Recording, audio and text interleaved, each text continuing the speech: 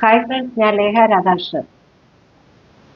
നമ്മൾ സ്കൂളിൽ പഠിക്കുമ്പോൾ, ഞാനൊക്കെ പഠിക്കുമ്പോൾ ഉള്ള കാര്യമാണ് ഈ പറയുന്നത്. ഡയറി എഴുതുന്നൊരു സ്വഭാവം ഉണ്ടായിരുന്നു.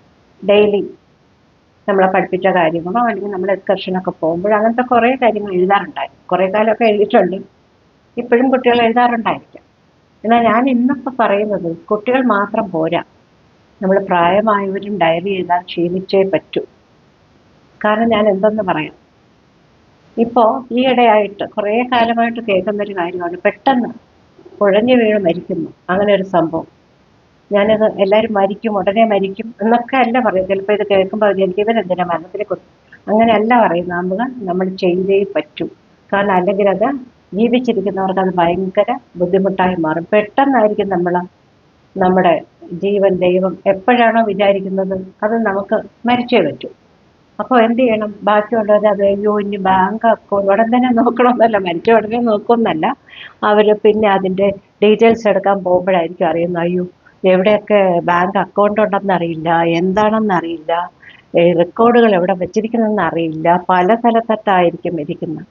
അങ്ങനെ പാടില്ല. നമ്മളെ എല്ലാ റെക്കോർഡ്സും കഴിയുന്നതും ഒരു ബാഗിൽ തന്നെ അല്ലെങ്കിൽ ഒരു അലമാരയിൽ തന്നെ ഒരു ഡ്രോയിൽ തന്നെ വയ്ക്കാൻ നമ്മൾ കഴിവതും ശ്രമിക്കണം. അപ്പോൾ അവർക്ക് ആർക്കും കണ്ടുപിടിക്കാൻ ബുദ്ധിമുട്ടുണ്ടാവില്ല. ഇത് പലരും ചെയ്യുന്നുണ്ടാവും. ഇന്നത്തെ കാലത്ത് എല്ലാവരും ഇത് ചെയ്യുന്നു എന്നാണ് ഞാൻ മനസ്സിലാക്കുന്നത്.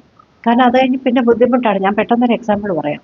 അതായത് ഇപ്പം നമുക്ക് ഒരു പേപ്പറുണ്ട്. ആ പേപ്പർ നമ്മൾ മരിച്ചതിന് ശേഷം കൊണ്ട് കൊടുത്തു കഴിഞ്ഞാൽ ചിലപ്പോൾ അത് കാശ് കിട്ടും, നമ്മുടെ നോമിനീസിന് പൈസ കിട്ടുന്ന കാര്യമായിരിക്കാം. നമ്മൾ മരിച്ചു എന്ന് പറഞ്ഞിട്ട് അത് വേണ്ടെന്ന് വയ്ക്കാൻ പാടില്ലല്ലോ.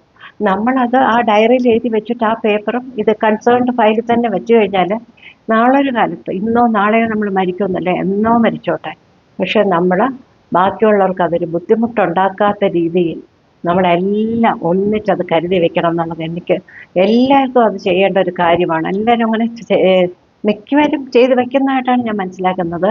കാരണം എപ്പോഴാണെന്ന് അറിയില്ല. നമ്മൾ കണ്ണ് ആരോ പറഞ്ഞല്ലേ, നമ്മുടെ അടുത്ത ശ്വാസം വലിച്ചാൽ മാത്രം അറിയാം നമ്മളുണ്ടോ ഇല്ലേന്ന്. ആ ഒരു കാലഘട്ടമായിട്ട് മാറിയിരിക്കുക.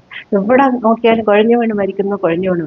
ഒന്ന് ആലോചിച്ച് നോക്കി, ഒരു നിമിഷം കൊണ്ട് അവരെല്ലാം ഇവിടെ വിട്ട് പോവുകയാണ്. അപ്പം നമുക്ക് അതിനു വേണ്ടി എന്ത് ചെയ്യണം? നമ്മളെല്ലാ ഡീറ്റെയിൽസും നമ്മൾ കൃത്യമായിട്ടൊരു ഡയറിയിൽ കുറിച്ച് വയ്ക്കും. സർട്ടിഫിക്കറ്റുകളോ ബാക്കി രേഖകളെല്ലാം നമ്മുടെ ആധാർ കാർഡ് അത് ഇതെല്ലാം ഒരു സ്ഥലത്ത് തന്നെ സൂക്ഷിച്ചാൽ അത് കുട്ടികൾക്കും എല്ലാവർക്കും അത് ഉപകാരപ്രദമാവും.